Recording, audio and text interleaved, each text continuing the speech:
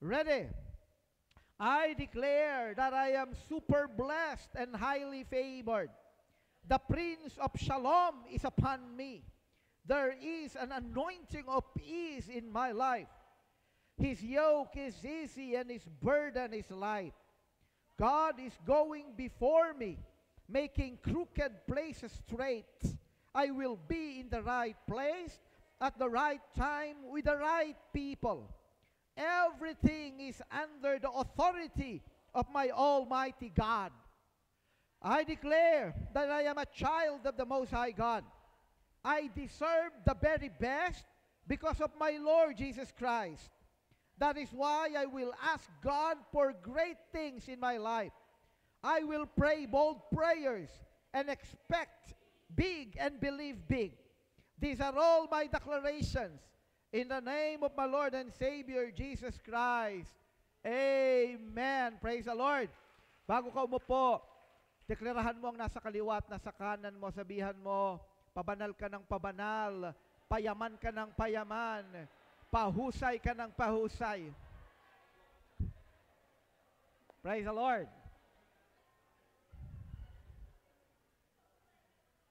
Sige po, makakaupo na po kayo. Huwag po kayong mag-alala. Kakadeklara nyo ng kakadeklara niyan. Mararamdaman ninyo na ang inyong buhay, ang ating mga buhay ay pabanal ng pabanal. Amen? Inaayos tayo ng inaayos ni Lord. Binabago tayo ng binabago ng Panginoon because we are set apart for His purpose. Amen. At hindi lang po tayo pabanal ng pabanal, kakadeklara mo na yan, yung katabi mo na yan, payaman ng payaman. Hindi mo ba napapansin, umiiba ng umiiba itsura niya? Amen. Nile-level up yan ng Panginoon. Amen? Sabihan mo nga siya, kapatid, nile-level up ka ni Lord. Ako, naniniwala po ako na hindi matatapos ang taong ito ng 2025.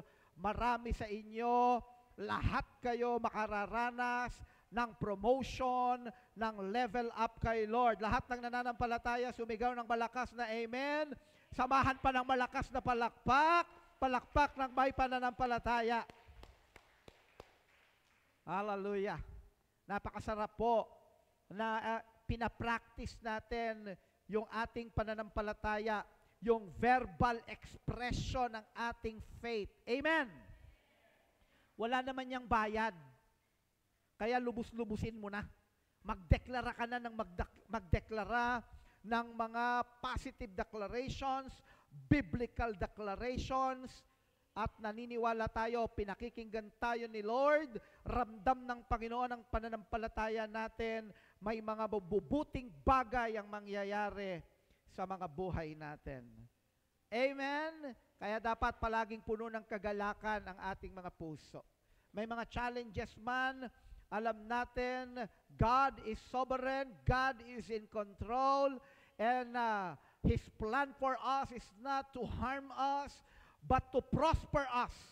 Ang nais ng Panginoon, pasaganahin ang buhay mo. Amen. Ang month of May, ang pinag-uusapan po natin, is all about holiness. Grow in holiness. At ang nais po natin, patuloy natin itong ma-absorb, maging bahagi ng ating katawan, maramdaman natin na tayo ay pabanal ng pabanal upang ang mga buhay natin ay mas maging kagamit-gamit para sa layunin ng ating Panginoon. Ang title po ng ating topic this morning, Purity and Purpose. Walk in purity, step into your destiny. Meron pong isang lalaki ang nagtungo sa clinic ng isang doktor. Hindi niya na kayang tiisin ang kanyang nararamdaman. Nananakit ang kanyang buong katawan. So, siya po ay pumila sa mga nakapilang mga pasyente na magpapa-check up. At nung kanya ng time, Siya na ang kailangang ma-check up. Umupo siya sa harapan ng doktor na magdadiagnose sa kanya. At tinanong siya nung doktor, ang sabi sa kanya, ano po ba ang aking maipaglilingkod? Ano po ba ang inyong nararamdaman? Ang sabi nitong lalaking ito, Doktor, Doc, napakasakit po ng buong katawan ko. Sabi ng doktor, ano pong ibig niyong sabihin na napakasakit ang inyong buong katawan? Napakasakit po. Magmula sa aking bunbunan hanggang sa aking talampakan, Doc, napakasakit. Lahat ng pindutin ko, pag pinindot ko, bunbunan ko, Doc, masakit talaga. Pagka pinindot ko ang aking dibdib, Doc, talagang napakasakit, Doc. Pag pinindot ko, braso ko, masakit. Pag pinindot ko ang aking sakong talampakan, masakit talaga, Doc. Ang sabi ng doktor, para po tayo makasiguro kung ano nararamdaman ninyo, baka kasi nakukulam lang kayo, ipadadala ko kayo sa Christ the Rock. Pero nandito na rin po kayo, ay i-x-ray natin ang inyong buong katawan. To make the long story short, ito pong lalaki na ito na nananakit ang buong katawan, and x-ray ang kanyang buong katawan, at pagkatapos nung nakuha na po yung result, ay tinawag siya ng doktor. At ang sabi ng doktor sa kanya, eto na po, lumabas ang resulta ng inyong x-ray. In-x-ray natin ang buong katawan ninyo at nalaman natin na kayo'y may fracture. Sabi ng lalaki, ano po, Dok, ang ibig sabihin, ang buong katawan ko may fracture kasi masakit lahat pag mula bunbunan hanggang talampakan. Sabi ng doktor, ang may fracture po ay ang dulo ng inyong daliri. Kaya lahat ng pindutin nyo, masakit. Dahil may fracture ang daliri. Alam nyo po, ganyan po ang holiness. Naaapektuhan niya ang lahat ng bahagi ng ating buhay. Huwag niyong iisipin na ang topic na ito, may mga tao, binabaliwala ang topic ng holiness. Akala isang bahagi lang yan ng Christian life. Pero ang holiness, maaapektuhan niya ang buong pagkatao mo. At ganun din ang iyong destiny. Ang iyong kapalaran, ang iyong kinabukasan. Akala natin walang kinalaman ang pagiging banal natin sa destiny natin, sa kapalaran natin, sa ating hinaharap. Hindi lamang po ito future dito sa mundo. Hindi lang ito ang pinag-usapan natin. This is not just about your retirement. Napakaraming mga tao ang pinaghandaan yung retirement. May mga tao naman ang pinaghandaan hindi lang yung retirement, pero hanggang sa hukay pinaghandaan na. Insured. No? Pero mabuti po lahat yan, pero mas mainam na pinaghahandaan natin yung ating future eternal destiny. Amen? At nais ko pong magbigay ng isang halimbawa sa Bible na naaapektuhan ng holiness ang ating destiny. Naaapektuhan ng purity ang ating destiny. In the book of Jeremiah chapter 1 verse 5, ito po ang tugon ng Panginoon kay Prophet Jeremiah. Ang sabi po dito sa verse 5, before I shaped you in the womb. Sabihin nga natin, before. Ano ibig sabihin dito ng Panginoon kay Jeremiah? Before I shaped you in the womb. Bago ka pa man hubugin, wala ka pang hubog. Sabi ng Panginoon kay Jeremiah. Wala po yung kaibahan doon sa sanggol, bata na nasa sinapupunan ng kanyang ina. Bago pa man siya magkaroon ng hugis. Ang sabi ng Diyos, wala ka pang hugis. Before I shaped you in the womb, I knew. all about you. Sabihin nga natin, all. Ay, grabe ang Panginoon. Ang sabi ni Lord kay Prophet Jeremiah, bago ka pa nagkahubog, bago pa kita hinubog, bago ka pa nagkaroon ng shape, kilalang kilala kita. Sabi ni Lord, lahat. Amen. Alam nyo, pag pinag-aralan pala ang DNA ng tao, ay grabe. Na pag the moment na nagkaroon ng conception, dahil nagtagpo yung egg cell, sperm cell, nagkaroon ng conception, na buon nandun na, no? Wala pa talagang hugis. Pero yung DNA nandun na. Madedetermine na yung kulay, ano itsura niya pagdating ng panahon, yung kanyang buhok, yung kanyang personality, yung kanyang temperament, alam ng Diyos. Sabihan mo nga ngayong katabi, kilalang kilala ka ni Lord. At ang sabi ng Panginoon kay Jeremiah, before you saw the light of day, eto na, pinanganak na. Alam niyo, may mga bata na pagkapanganak, wala pang naaaninag, wala pang nakikita. Pero ang sabi ng Panginoon kay Jeremiah, nung nagkaroon na, naaninag mo na ang liwanag, nung idinilat mo ang iyong mga mata, before you saw the light of day, I had holy plans for you. Grabe si Lord. Na bawat isa pala sa atin, katulad ni Jeremiah, bago pa man tayo magkaroon ng shape, magkaroon ng hubog, mabuo sa sinapupunan ng ating mga ina, meron ng plano si Lord. Nakaplano ka na. At ano daw ang plano ni Lord? Ang sabi dito, holy plans. Hallelujah. Amen. Katulad ng pinag-uusapan natin, ang holiness is not just about being pure in our actions. No. Nang ibig sabihin talaga, ang isang napakahalagang kahulugan ng holiness is the word set apart. Amen. Ito ang sabi ng Panginoon kay Jeremiah, ito yung kanyang plano.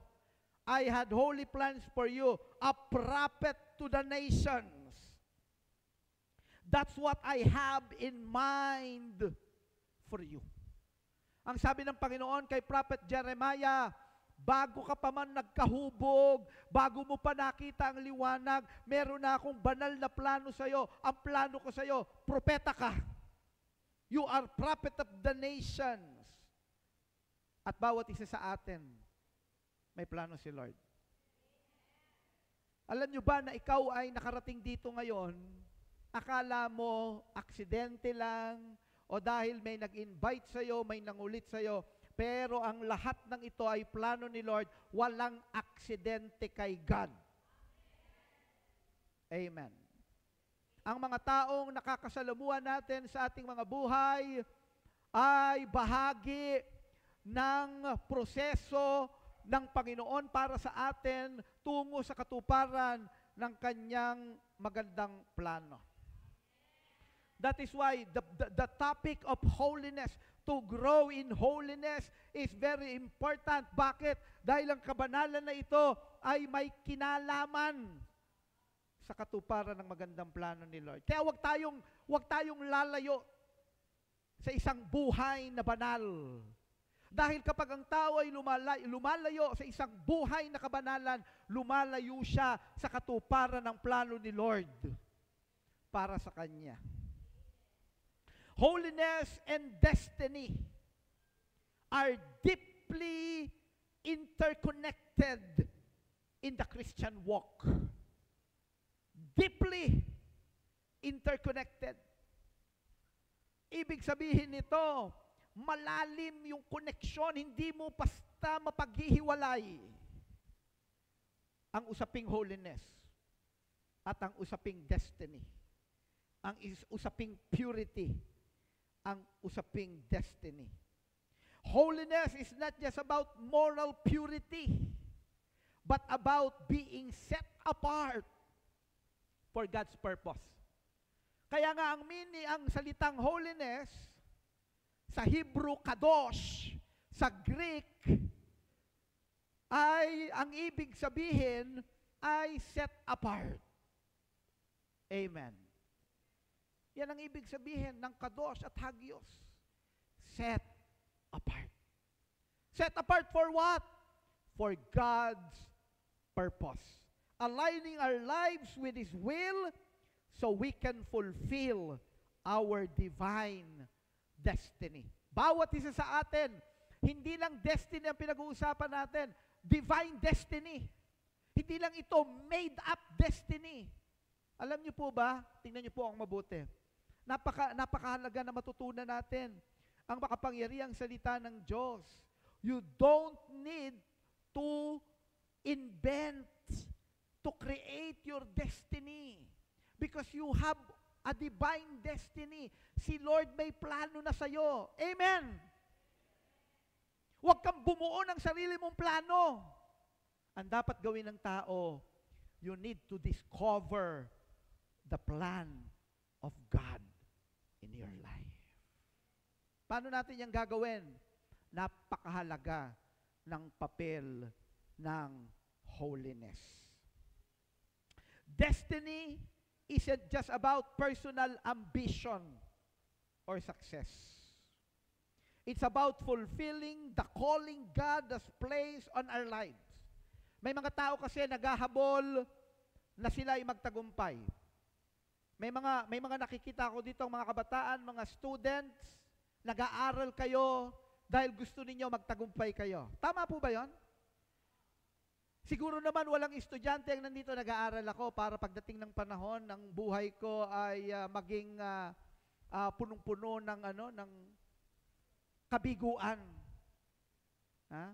Para pagdating ng panahon, maghirap talaga ako. No? Hindi po ganon. I believe kayo na mga kabataan na narito, kaya kayo nag-aaral kasi ang nais ninyo, hindi lang dahil pinag-aaral kayo ng inyong mga magulang, dapat dumating kayo sa point of maturity na kaya kayo nag-aaral, you are preparing yourself to become successful one day. Amen! Pero ang tunay palang katagumpayan ay hindi lang ayon sa pamantayan ng mundo, pero yung matupad mo, yung plano ng Diyos, yung divine destiny mo, yung calling mo. Sabihan mo nga ang iyong katabi, kapatid, meron kang calling.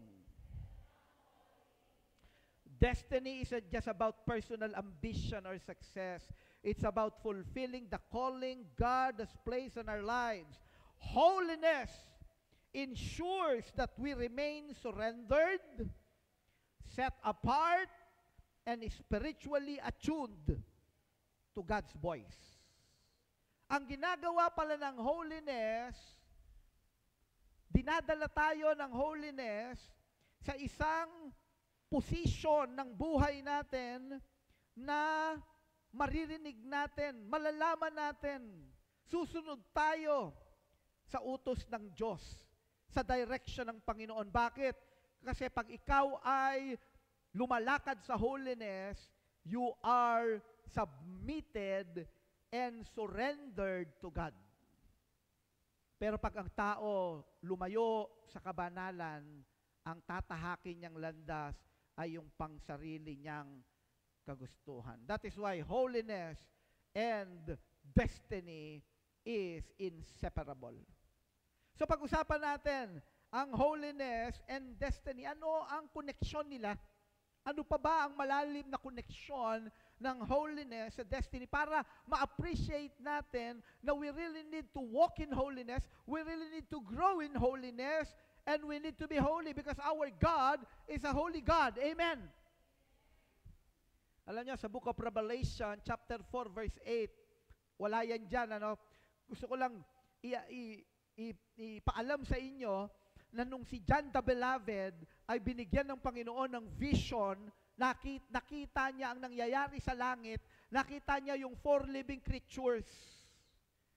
At ito 4 four living creatures na nasa heaven, merong 6 na pakpak, punong-puno ng mata ang kanyang buong katawan, itong 4 na mga living creatures na ito, and they keep on declaring, they keep on singing. Ang sabi nila, Holy, Holy, Holy, our God Almighty, who is, who was, and is to come. Grabe. God is a holy, holy, holy God. At yung Diyos na ito na holy, holy, holy God Almighty, siya ay may plano para sa atin. Kaya, hindi tayo makakarating dun sa plano ni God if we will not walk and grow in holiness. Number 1, bakit, ano ba yung connection ng holiness sa destiny? Holiness clarifies our vision of destiny. One day, nagyaya po ang aming mga apo. Meron po kasi kaming 2 apo ngayon na medyo malaki na. Isang going 5 years old at isang going 6 years old. Nagyaya po sa McDo sa Bano. Specific talaga yung gustong puntahan.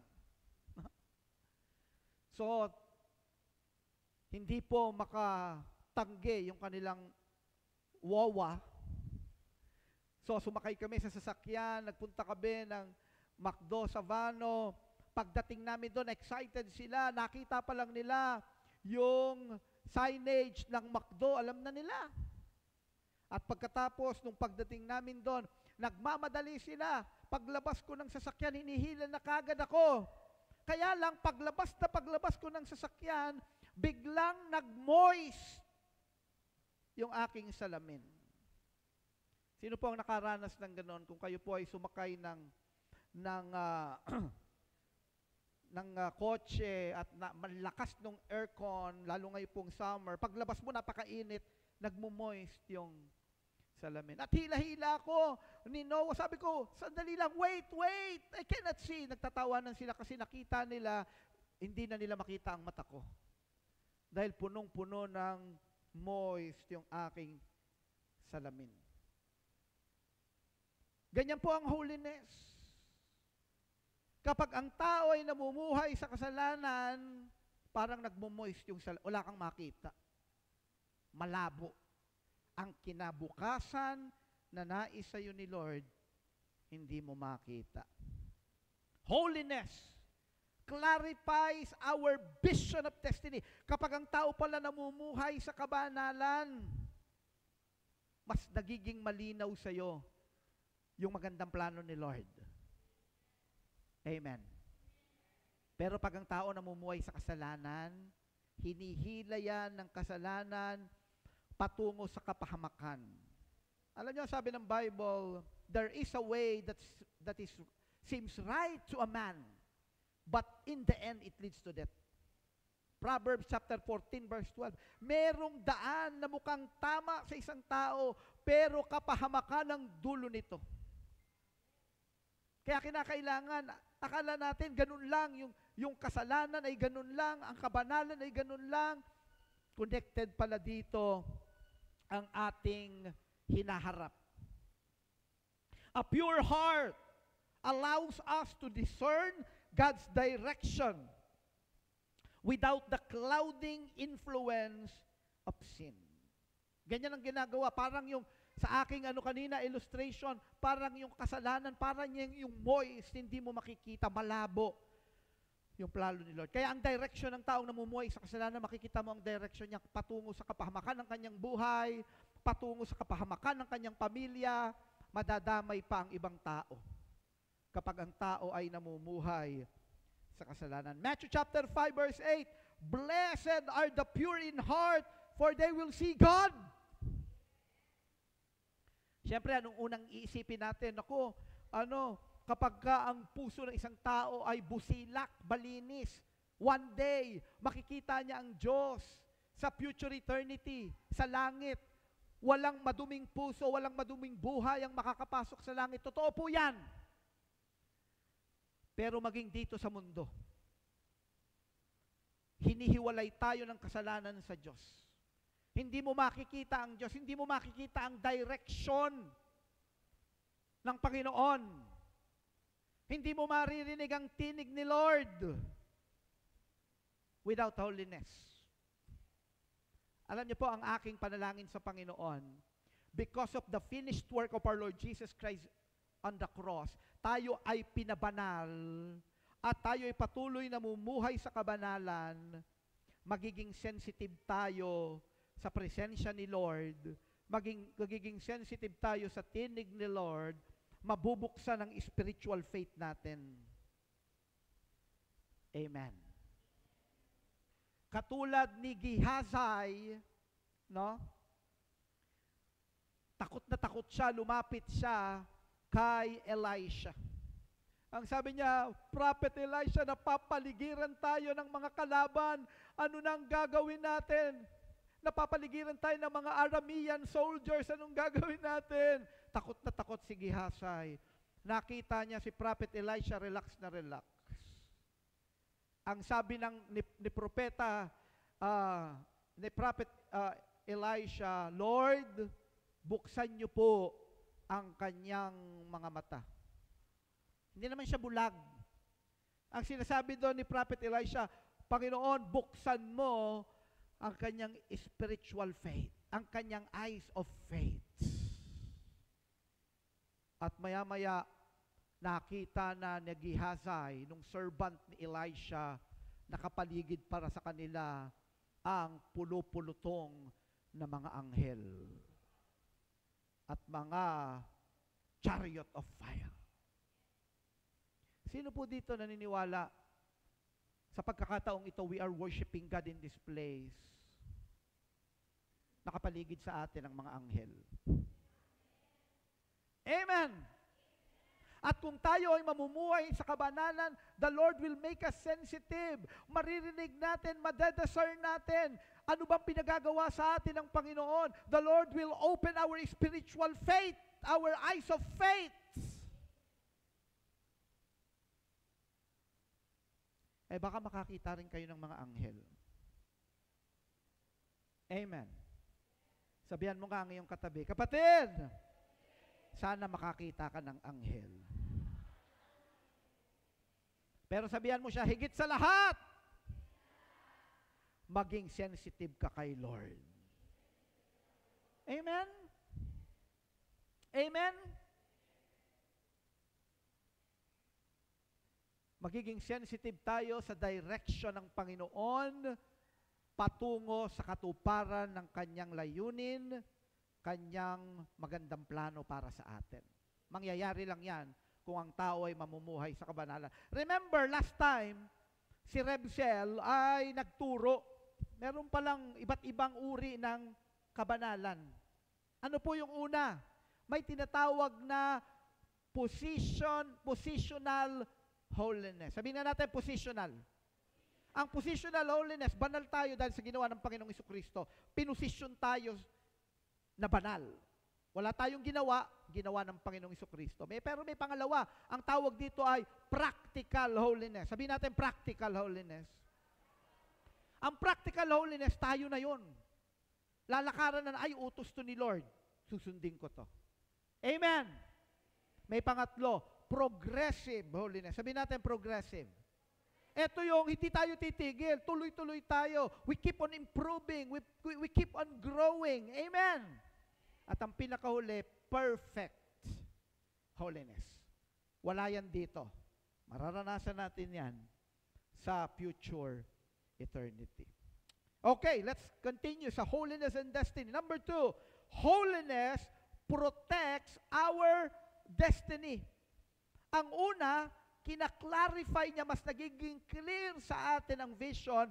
Ang pangalawa, pinoproteksyonan ng holiness ang ating destiny. Tingnan niyo po ako mabuti. Napakahalaga po nito. Holiness is your protection. Holiness is your protection. If you will go out of holiness, mawawala yung protection mo. kapag lumakad ka na sa isang unholy life, buhay na makasalanan, tinanggal mo ang proteksyon sa buhay mo. At alam natin yan sa ministry of deliverance. Kaya nga alam nyo, ang mga tao na hindi nagdidesisyon na lumakad ng may kabanalan, hindi tayo perfect. Amen. We need God. We humble ourselves before God. Pero kinakailangan mong magdesisyon to live a holy life. Pero yung mga tao na ayaw magdesisyon to live a holy life, pero may mga time magko-compromise dito, minsan holy, minsan hindi, ayaw niya ng deliverance. Kasi hindi mo kakayaning makipaglaban sa gawa ng dyablo if you are walking unholy life. Wala yung proteksyon sa buhay mo. Pero pag ikaw nagdesisyon, lalakad ako ng banal, magkasala man ng tao, lalapit kay God, hihingi ng tawad, magpapalinis, nandun yung positional holiness, practical holiness, progressive holiness, and one day, perfect holiness. Nandun yung protection. Amen. Living righteously protects us from distractions, temptations, and detours that could lead us away from God's intended path. When we last attended the Advanced School of Deliverance, merong sinabi yung isang tagapagturo. Ang sabi niya, hindi ko na maalala kung sino ang nagsabi sa kanila, na tayo ay may mga armor of God. Naalala niyo? Palagi nating nare-recite, sino dito kabisado na ang armor of God? Ha? Helmet off? Helmet off?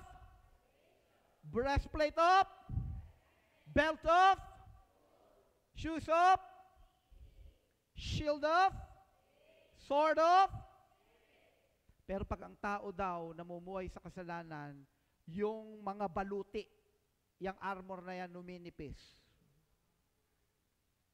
Pero pag ang tao namumuhay ng may kabanalan, dinidisiplina niya ang kanyang sarili, no? Nagpo-progress, nag-i-improve, nag-grow sa holiness, pakapal ng pakapal, yung baluti, yung armor of God, magiging impenetrable. Hindi kayang pasukin ng dyablo. Merong protection. Pero yung namumuhay sa kasalanan, binabaliwala ang pagsisinungaling, kahit na yung maliliit lang, na akala ay harmless. Pag-iisip ng hindi maganda sa kanyang kapwa, numinipis yung baluti. Na pag nandun na yung attack ng enemy, no? Nagbato ang enemy ng sibat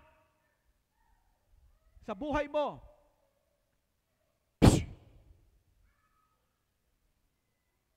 Kahit na may baluti, maaaring hindi talaga tumagos ng husto.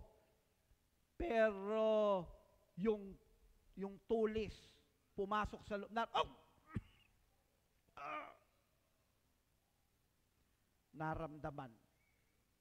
May kakaiba kang naramdaman. Lumapit na kayo sa amin. I-deliverance kita. Sabihan mo nga ang iyong katabi, kapatid, i-deliverance kita. At pagkatapos nun, kapag tayo ay nakalaya, simulan na nating magpapuspos sa Sovereign Holy Spirit and discipline your life. Live a life of holiness. Sabihan mo ang katabi mo, kapatid, mabuhay tayo ng may kabanalan.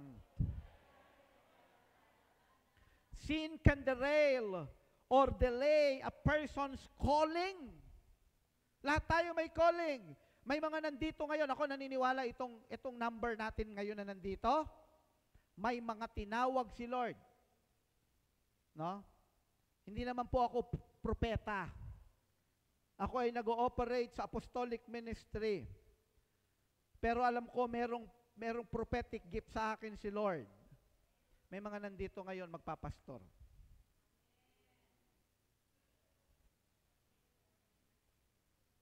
Amen. At kalimitan, yung umaayaw.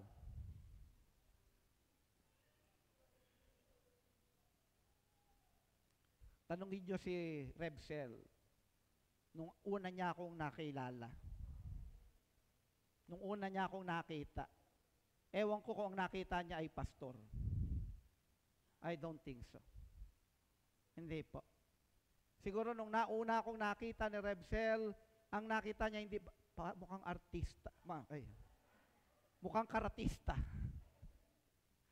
Pero hindi pastor. Kahit ako, hindi ko nakikita. May mga magkakabarkada kami noon sa FEU. In-invite nila ako sa Bible study. Uma-attend lang ako kasi nagugustuhan ko yung mga tinuturo. Pero wala akong kaplano-planong magpastor. Sila ang mga seryoso. Nagme-memorize ng mga verses. Pagka pumunta sa school, may mga dalang Bible. So binigyan nila ako ng Bible. Nung nagka-Bible ako, ang ginawa ko, nilagyan ko ng cover ng magazine ng martial arts. Kaya pagdala ko, hindi obvious na Bible. Hindi ko akalain. Ako, lahat sila, yung mga barkada ko ngayon, may mga nasa Amerika na, may doktor, may medtech, iba-iba na. Walang nagpastor sa kanila. Ako, na umaayaw, nangangayaw, ako ang naging pastor. Sabihan mo nga ang iyong katabi, kapatid, baka naman magpapastor ka.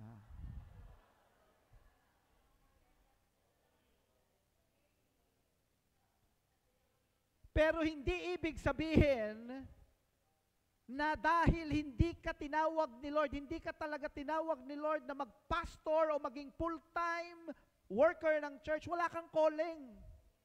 Lahat tayo may calling. Amen. Maaring tinawag ka ni Lord sa marketplace, tinawag ka ni Lord maging businessman, maging businesswoman, tinawag ka ni Lord sa isang larangan, doon ka niya gagamitin. Ang mahalaga sa lahat, don't reinvent your calling, your destiny. Discover the plan, the purpose, the calling of God in your life, and begin to walk towards the fulfillment of that calling. Paano mo yan matatanggap? Paano yan magiging clear sa'yo? Live a holy life. Mas magiging malinaw sa'yo yan. And holiness will protect that calling. Amen. But holiness keeps us walking in spiritual integrity, safeguarding the path God has laid out. Pag ang tao ay nabuhay ng may katwiran, may integrity na puproteksyonan ang panawagan ng Panginoon sa buhay natin. Proverbs chapter 4, verse 23 and 24, above all else, guard your heart, for it is the wellspring of life. Put away perversity from your mouth. Keep corrupt talk far from your lips. Verse 25, let your eyes look straight ahead. Fix your gaze directly before you. Make level paths for your feet and take only ways that are firm. Do not swerve to the right or to the left. Keep your foot from evil. Yan ang ginagawa ng holiness. Inilalayo tayo sa lahat ng magiging mga sagabal, sa lahat ng mga distractions. Pag ikaw lumakad ka ng halimbawa ikaw kabataan ka, lumakad ka sa kabanalan, tuloy-tuloy.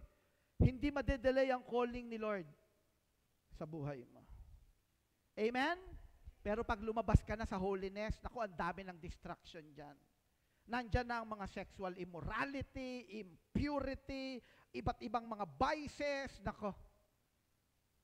Kung hindi man mapigilan, ay madedelay ang magandang plano ng Panginoon sa buhay mo.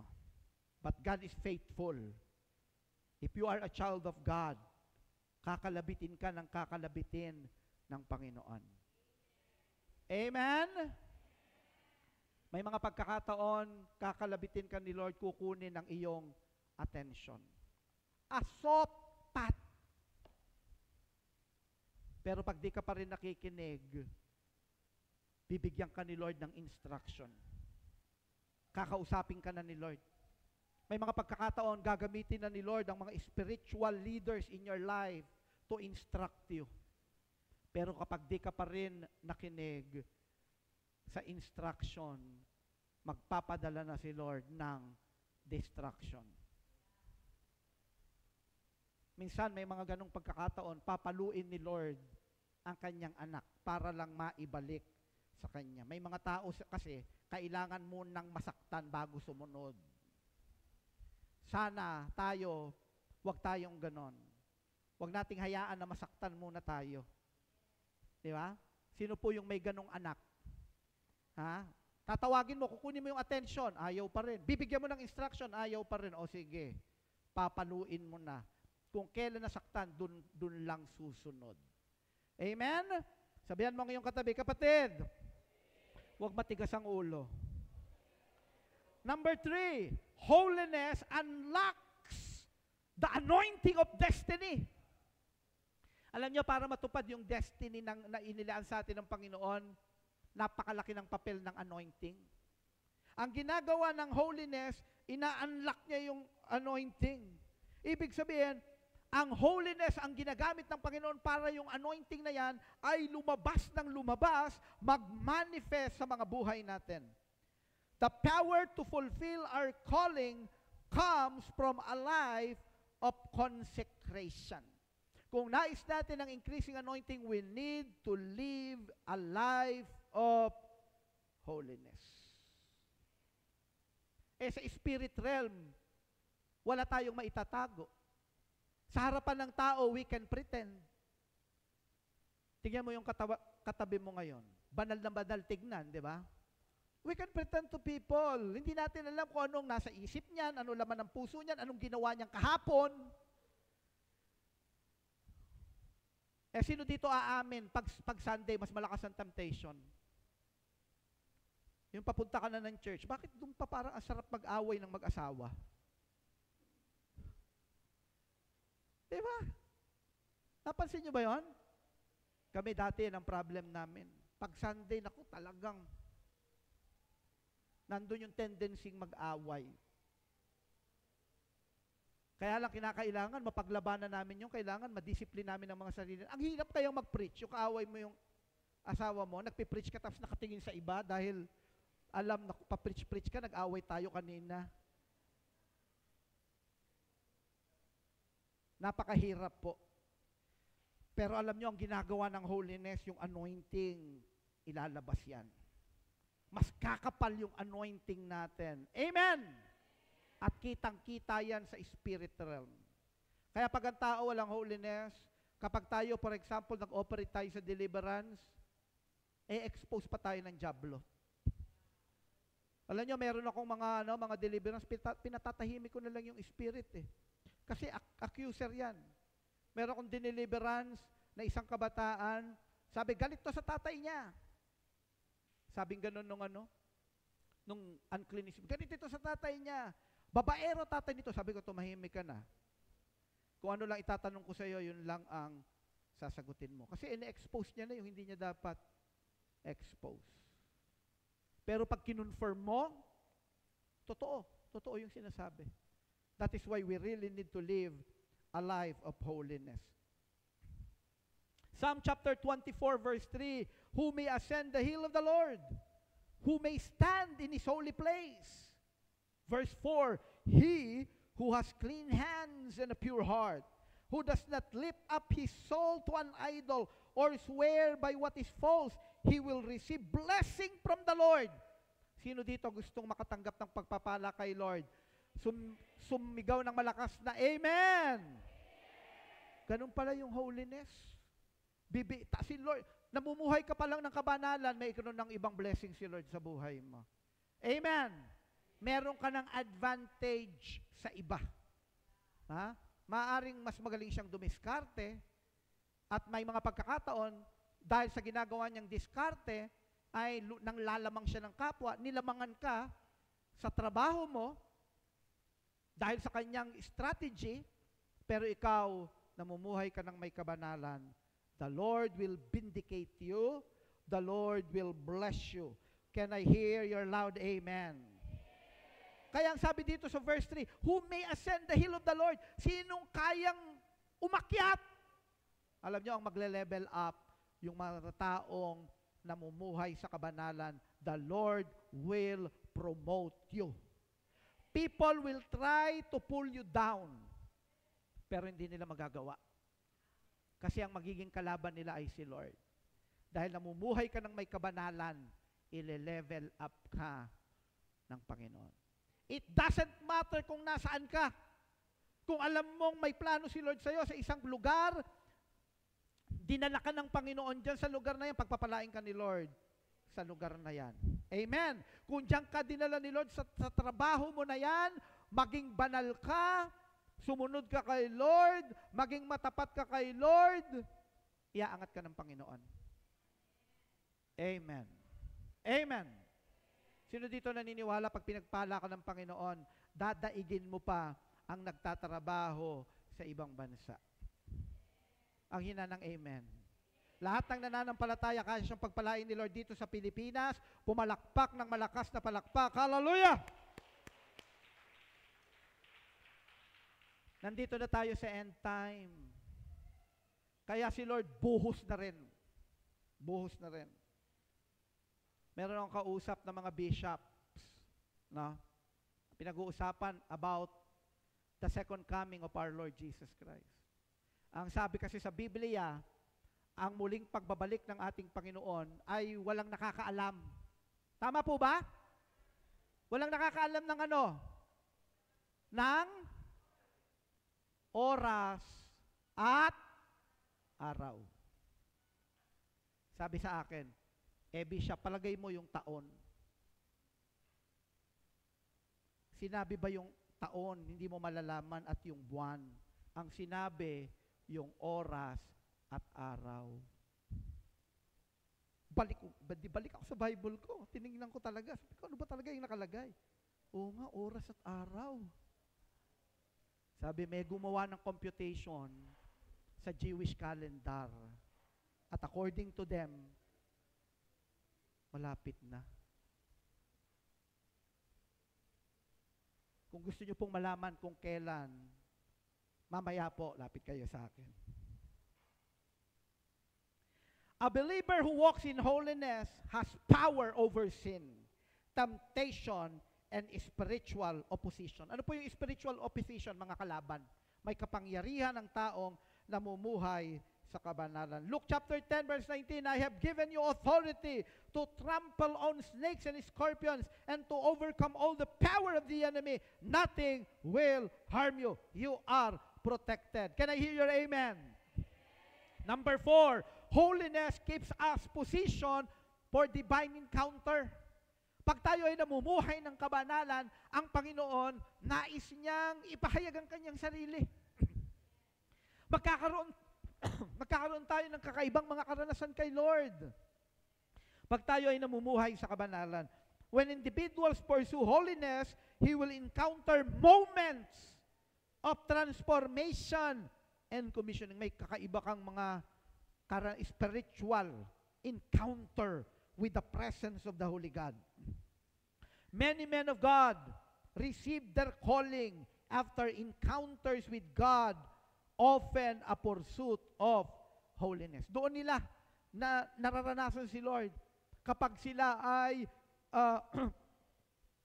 they are pursuing a life of holiness, set apart, a life that is set apart for God. Ang sabi ni Isaiah sa verse 5, woe to me, I cried, I am ruined, for I am a man of unclean lips, and I live among a people of unclean lips, and my eyes have seen the King, the Lord Almighty.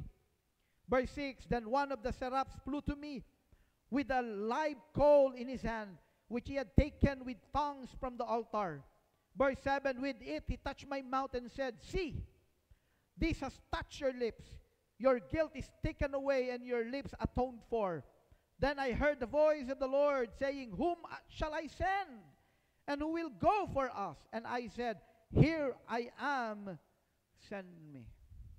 Makikita natin yung connection ng holiness sa destiny. Naka-experience si Prophet Isaiah nang na-encounter niya ang presence ni God, ang kanyang calling in pursuit of holiness. Number 5, second to the last, 6 lang po ito. Holiness sustains our destiny. Nagpapatuloy, hindi natatapos, hindi napuputol. It's not just about stepping into our purpose, but staying in it. Holiness keeps us strong. Aba? Tingnan niyo po ako mga kapatid, ang tao pa lang namumuhay sa kabanalan, may kakaibang kalakasang natatanggap kay Lord. Pag yang katabi mo yan, namuhay sa kabanalan, palalakasin yan ni Lord. Amen! Pababatain yan ni Lord. Sabihan mo nga ang katabi mo, pabata ka talaga ng pabata. Holiness keeps us strong, unshaken, and effective for long-term impact. Hebrews chapter 12 verse 1, therefore, since we are surrounded by such great cloud of witnesses, a great cloud of witnesses, let us throw off, look at this, let us throw off everything that hinders and the sin that so easily entangles, and let us run with perseverance the race marked out for us. Hindi makakatakbo with perseverance ang taong walang kabanalan. Verse 2, let us fix our eyes on Jesus, the author and perfecter of our faith, who for the joy set before him endured the cross, scorning its shame, and sat down at the right hand of the throne of God. Makakasunod tayo sa ating Panginoon. Siya na nag-endure. Tayo na namumuhay ng may kabanalan, mag-i-endure din tayo because of holiness. Ito po ang nakakalungkot. Many people start well, but fail to finish strong. Yung iba nakakapanghinayang, ang ganda na ng simula, biglang na-derail. Holiness ensures longevity in ministry, keeping believers steadfast in our assignment. Alam niyo, ito ang natutunan ko sa holiness. Kung tayo, ang ating nais ng puso natin, mamuhay ng may kabanalan, mabigyan ng kaluguran ng Panginoon, mapasaya ang ating Diyos, lumalakad kang gano'n. Dahil tayo ay tao, may mga pagkakataon nagkakamali tayo. Amen? Pero itutuwid ka ni Lord. May mga pagkakataon nanghihina ka, palalakasin ka ni Lord. Kasi siya ang priority mo eh. Amen? Number 6, last. Holiness aligns us with God's will. This destiny is fulfilled when we walk in obedience to God. Living a holy life ensures our steps are ordered by Him. Psalm 37:23, the Lord directs the steps of the godly. He delights in every detail of their lives. Tandaan po natin, sino daw ang tinutukoy dito? The godly. Yung lumalakad ng may kabanalan, dinedirect ng Panginoon, nalulugod ang Panginoon sa bawat detalye ng buhay ng taong lumalakad sa kabanalan. Though they stumble, they will never fall, for the Lord holds them by the hand. Grabe. Pag ang tao pala namumuhay sa kabanalan, dahil tao tayo, imperfect pa tayo, nagkakamali tayo, pero hawak tayo. Ibabalik tayo ni Lord. Amen. At si Lord ang magbibigay ng kalakasan sa atin. Living a consecrated life ensures that our choices and actions reflect God's purpose, allowing us to step into His plans. Dito na po ako magtatapos, 2 verses. Romans chapter 12 verse 1. Ang sabi dito, therefore I urge you, brothers, in view of God's mercy, to offer your bodies as living sacrifices, holy. Sabihin nga po natin, holy. Ganun pala dapat tayo. No? Iaalay natin ang ating buhay. Kasi nga, set apart yan for the purpose of God. Iaalay natin ang buhay natin. Ito ay pagsamba natin kay Lord, holy and pleasing to God. This is your spiritual act of worship. Look at verse 2. Do not conform any longer to the patterns of this world. Kaya discipline to. Discipline. Ha? Masama ba ang social media? Masama, hindi. Hindi. Hindi naman eh. Pero pag naapektuhan na niya ng kabanalan mo, discipline yourself. Amen? Ang dami ko kayong binablock sa Facebook ko. Minsan yung bigla na lang may mga news feed na biglang napakabastos naman ito. Minsan green joke lang. Natawa ako. Sabi ko, naapektuhan ako nun. Ang bastos ng pagkaka-joke. Delete, block. O may mga times, wag na lang muna nga. Hindi na muna ako magbubukas. Naapektuhan ako masyado. Lahat ng bagay, naapektuhan tayo. Pakikipagkwentuhan mo sa kapitbahay mo, nakikipagkwentuhan lang naman ako. Kung ano-ano minamarites sa'yo.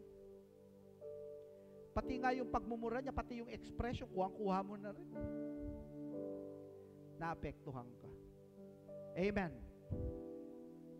Hanapin mo na lang yung mga ka-covenant group mo.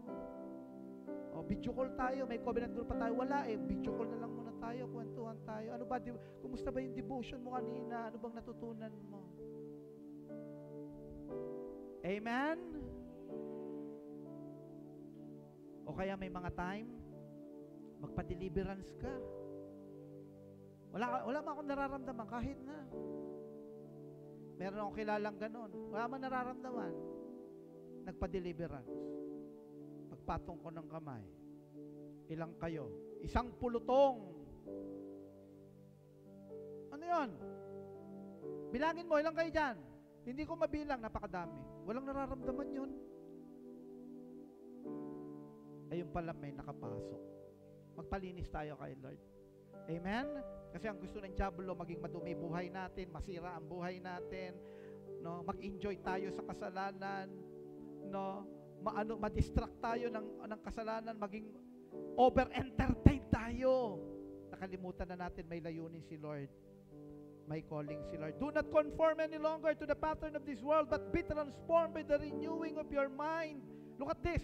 Then you will be able to test and approve what God's will is. His good, pleasing, and perfect will. Alam nyo, pinakamasarap sa lahat, yung lumalakad ka, alam ko, grabe, ito pala yung plano ni Lord. Ito yun, nilalakaran ko na. Yung plano ni Lord. Amen? Ang mahirap yung para kang hindi mo alam, ano bang plano ni Lord sa akin? Bakit ganito? Ang solusyon, mamuhay tayo ng may kabanalan. Amen? Pwede po bang tayo lahat ay tumayo? Palakpakan nga natin si Lord. Hallelujah! Oh, hallelujah! At maging sa mga kasama natin sa online, may plano si Lord sa buhay mo. Lakaran natin ang katuparan nito. At ito ay mangyayari lamang kung mamumuhay tayo ng may kabanalan. Sa umagang ito, sa ating pagtatapos, I want you to come to the Lord. Ang unang step to live a holy life, if you are a child of God, is to repent. Kung ikaw nagkasala,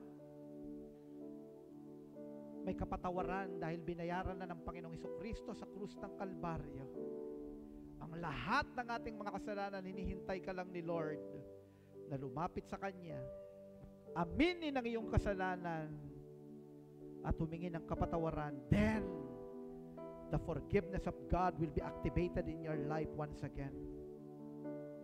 The Lord will cleanse you. The Lord will purify you. Close your eyes. Humingi ka ng kapatawaran. Kahit maliit na kasalanan. Upang sa umagang ito, paglabas natin sa lugar na ito, malinis tayo. Walang bahid, walang mantsa ng kasalanan. Dahil nilinis na tayo ng banal na dugo ng ating Panginoong Hesukristo. Mamaya, kung may mga narito ngayon, you want to be prayed for, prayer of deliverance, you can approach us. and we'll be praying for you. Thank you, Lord, for the cleansing power of the blood of our Lord Jesus Christ. Purify your people, and Sovereign Holy Spirit, empower us, O God, to live a life of discipline, to live a life of holiness. Marami pong salamat sa inyong kapahayagan. We praise you, we honor you, we give you all the glory. In the mighty name of our Lord Jesus Christ. Amen. Hallelujah.